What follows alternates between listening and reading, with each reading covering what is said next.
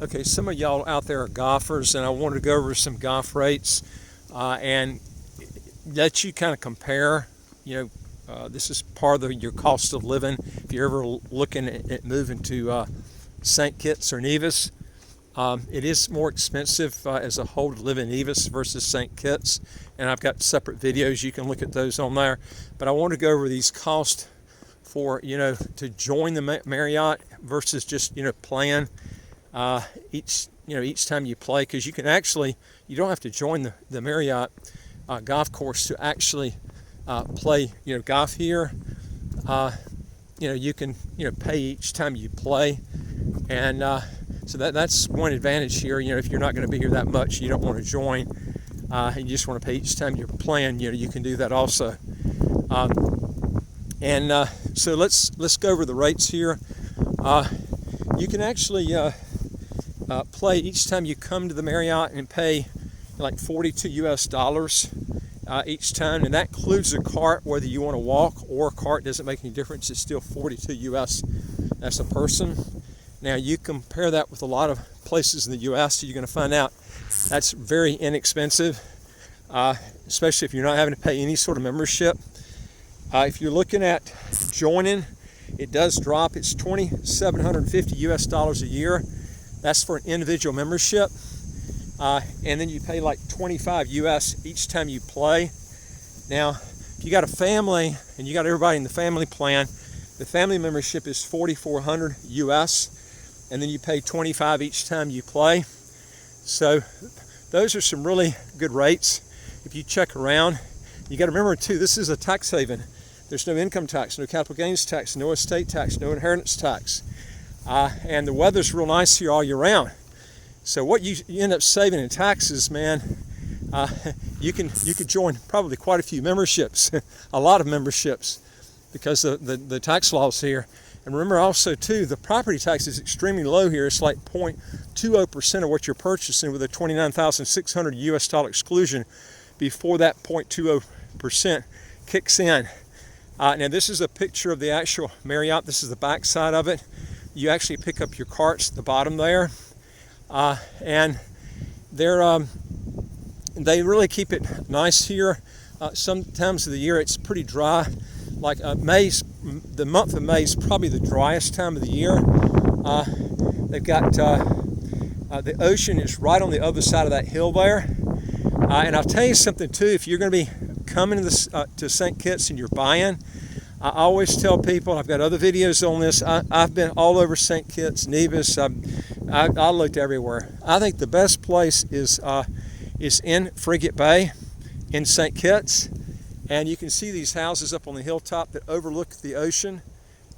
This is a real neat place to buy, and if you like to play golf, all you got to do is walk down here on the golf course, run over here, just walk across. You don't even need a car. Just come over here, pick up your golf cart, you're on the golf course, okay?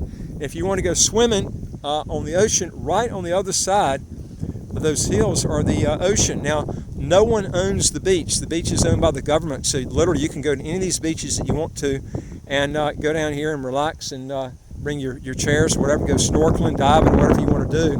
But you can do this all year round. This is incredible.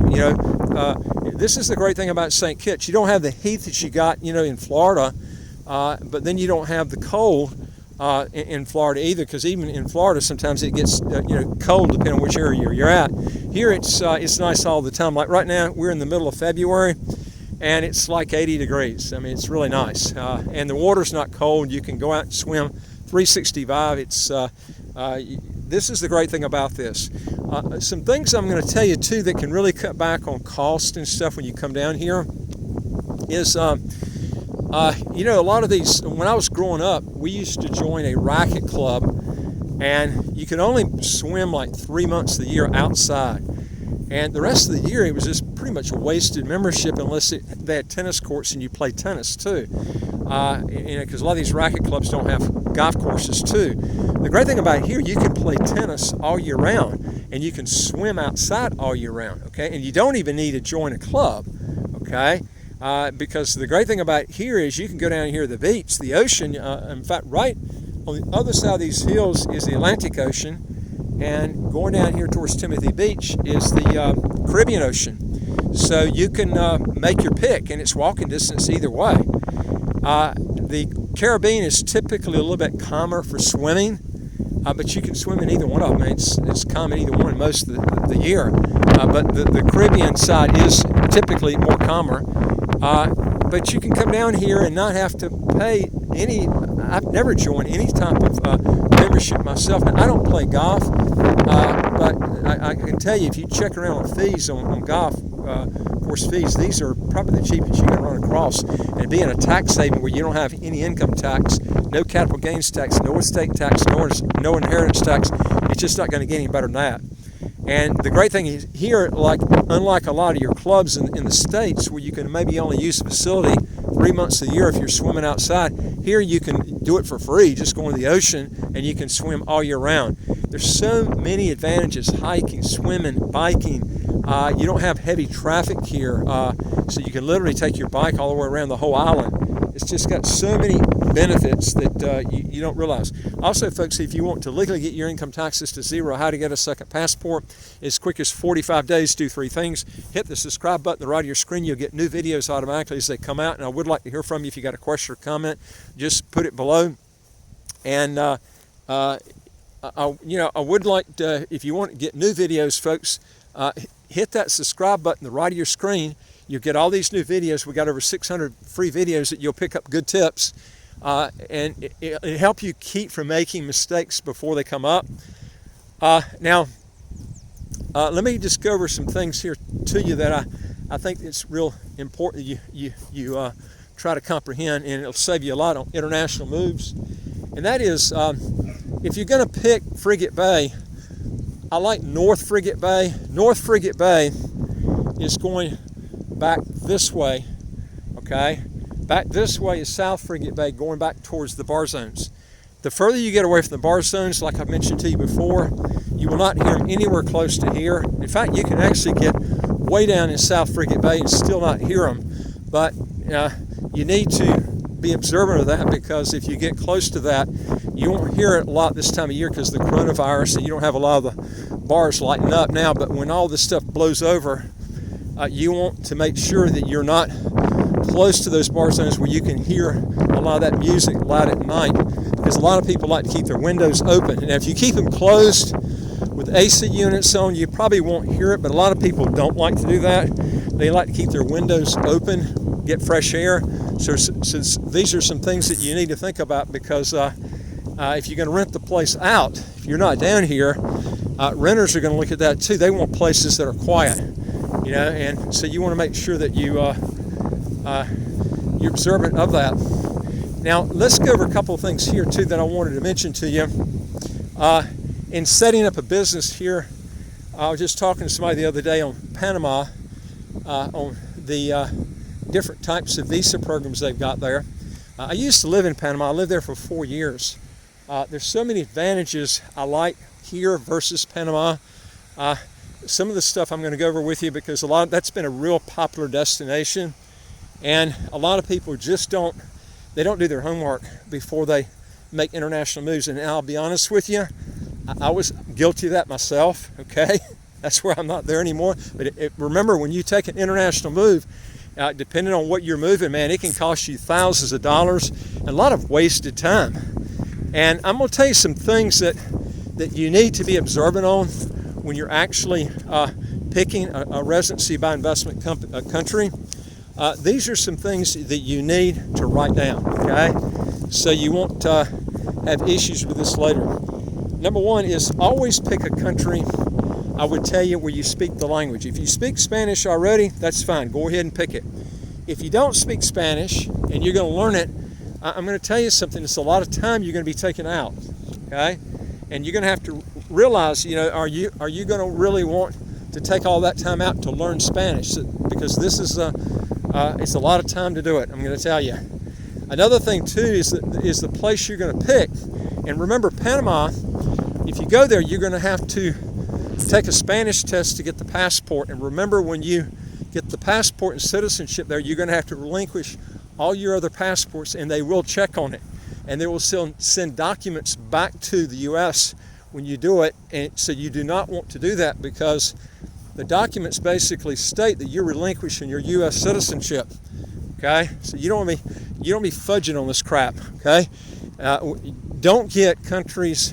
If you're planning on getting citizenship somewhere down the line, don't get residency in a country that doesn't allow dual citizenship. I mentioned this to you before. Okay, if you're going to Panama just for the residency and you have no interest in getting the passport, that's different. But a lot of people don't do that. Okay, and then they change later because they get to Panama and they find out all these business opportunities they want to get involved with. Panama won't let them get involved with it because you have to be a citizen to do it. These are things that people learn after they go there. And a lot of these people, their advisors don't tell them, or they don't seek out advice before they do this. And then they end up spending tons of money, wasted time, relocating again. This is the hassle I see a lot from people. And I'm going to tell you some things that are real neat that I liked about St. Kitts and why I really feel like they not only have the best citizenship by investment program. In my opinion, when you look across the board on everything, taxes, the cost to get the residency by investment in St. Kitts, the weather here, just across the board, in my opinion, I feel like it's the best residency by investment in the world too. I've lived in Dubai, lived there for about 4 or 5 years. I lived in Panama for about 4 years. I've been to both of those places. I've got other videos on differences between Dubai and St. Kitts. There's no comparison. You can look at those videos yourself. All right, now let's look at some of the things that you can do on the residency by investment in St. Kitts. There's virtually no investment coming to St. Kitts as far as to get the residency. There is one option you can go on. There is an investment, but there's another one. There's virtually no investment other than just setting up the company. All right, let me explain to you how it works. One way is you can set up a company, and if it's a service business or whatever, I mean, you don't have to invest anything in that. The government doesn't require you to invest any money in that. And they don't require you to hire employees, but I can tell you, if you come in and you put on the application, you know, that you're more likely to, if you're going to be hiring people, they're more likely going to approve you than not. They don't have to approve you, okay? If you're not a citizen of St. Kitts and Nevis, they do not have to approve the application, okay? Now, technically, if you're a citizen, they technically have to approve it unless you've got some sort of bad record, okay? Or you're trying to be you don't want to be a licensed doctor and you hadn't gone to medical school now. That's quite understanding. You know you're not going to be able to do that. But if you have the requirements, the educational requirements to do whatever it is, okay, then they're going to give you that license, okay? I haven't seen anybody turn down that's a citizen before, unless they were trying to do something like be a lawyer and they've never been to law school. I mean, that's quite obvious. They're not going to approve that, okay? But if you set up any type of company, and it can be an unincorporated business, and I would advise you to do that. Don't set up a corporation, because here in St. Kitts, corporations are going to incur a 33% corporate tax rate, okay? You don't have to do that, though, except for certain businesses. Those businesses are things like you're going to set up your own insurance company, a mutual fund company, a marketing company that markets insurance products. There are certain things that if you market with that type of statutory license, they're going to require you to get a corporation set up or either a limited company, and they both incur a 33% corporate tax rate or limited company rate, which is 33%, okay? Now, that's why, but that's very few businesses do they require that, okay? Very few. There's only about 3 or 4 that I know of. If you're a publicly traded company in St. Kitts, you're going to have to set up a corporation for that, and then the corporation pays 33%. Now, the best way to get around it is set up an unincorporated business where you're paying out a 2% unincorporated business tax. Normally it's 4% during the coronavirus period. They've lowered it to 2%. You don't even have to do that. You can set up a business outside of St. Kitts that's not a local company, That could be a Seychelles company or Belize company, whatever. And then St. Kitts doesn't tax income outside the country, and since it's not a local company, you're not having to pay, the tax, the unincorporated business tax, because it's not a local company for St. Kitts or Nevis. Okay. Now, to do that, you keep your residency here, and as long as you keep that company in force and you pay the annual fee for the license, and you're also going to have to pay like a worker's permit fee. As long as you keep those in force, you've got your residency here. Okay. Now, if you did that for a total of 14 years, I figured out the rates would be approximately $12,500 roughly for everything, including the passport, to get your citizenship. But again, you're going to have to wait 14 years before you can apply for the citizenship and the passport. That's with the residency by investment for St. Kitts and Nevis. Okay. Now, another option you can do is, if you don't want to set up a company, you're retired, you don't want to do anything else, you can set up what's called you can get residency in St. Kitts just by purchasing a house. Now, we're not talking, again, citizenship by investment. We're talking about residency by investment. You can purchase a house. It can't be land itself. It has to be a structure on that land. And the total with the lot and the structure itself has to be at least $300,000 US. And now you've got residency here in St. Kitts. And then after 14 years, you can apply for citizenship. Now, one thing you can do too is you can apply to set up a business in St. Kitts once you get residency, purchasing the house. So again, you can set up the company or you can buy a house to get the residency. Okay. That allows you to come and go as much as you want. You don't have to be here all the time. You can take off and leave. They don't have a requirement on that. But now, when it comes time for citizenship, okay, the government does not have really a time period that says, hey, over that 14-year period, how much time were you in the country? Okay. Now, obviously, you could be gone for periods of time, but they don't have in the law here that states you've got to be here so much. Now, I have talked to people before that have gotten citizenship. All they did was they showed proof of their receipts. You need to keep the receipts for your worker's permit and also for your licensing fees. Okay, for all those years that you were in St. Kitts for the 14 years or whatever, that you were required to pay those fees and then have those to turn them in. And one reason it's very difficult sometimes to tell how long someone's been in St. Kitts is, people go through passports. You probably won't have the same passport if you do a lot of traveling in 14 years as you do now. But you need to show proof that you had a business here for that length of time. But again, I'm telling you, if you're thinking about getting a worker's permit, a business here, and then you're going to just take off and leave and be gone all the time, you're playing Russian roulette on that. I'm going to tell you, don't be surprised if you don't get citizenship when you apply for it in 14 years.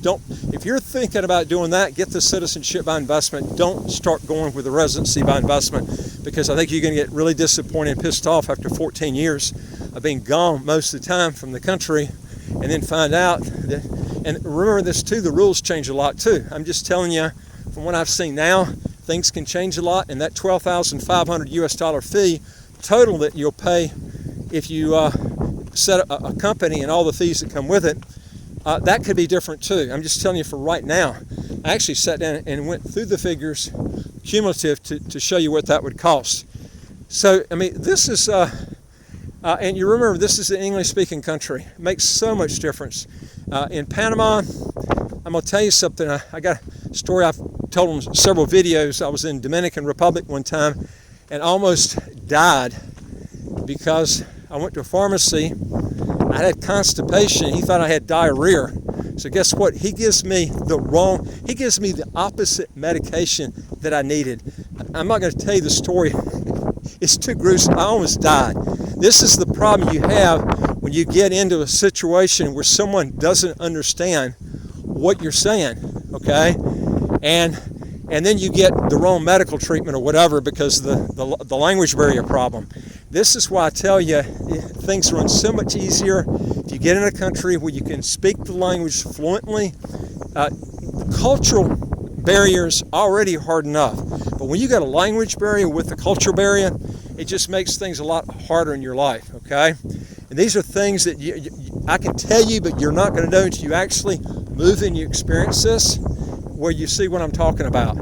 And so these are some things that you really, really should be thinking about if you're taking an international move. But like I said, the big things about St. Kitts, if you get the residency by investment in St. Kitts, then you can you're in a country that has no income tax, no capital gains tax, no estate tax, no inheritance tax. Panama does have a local income tax if you have a business.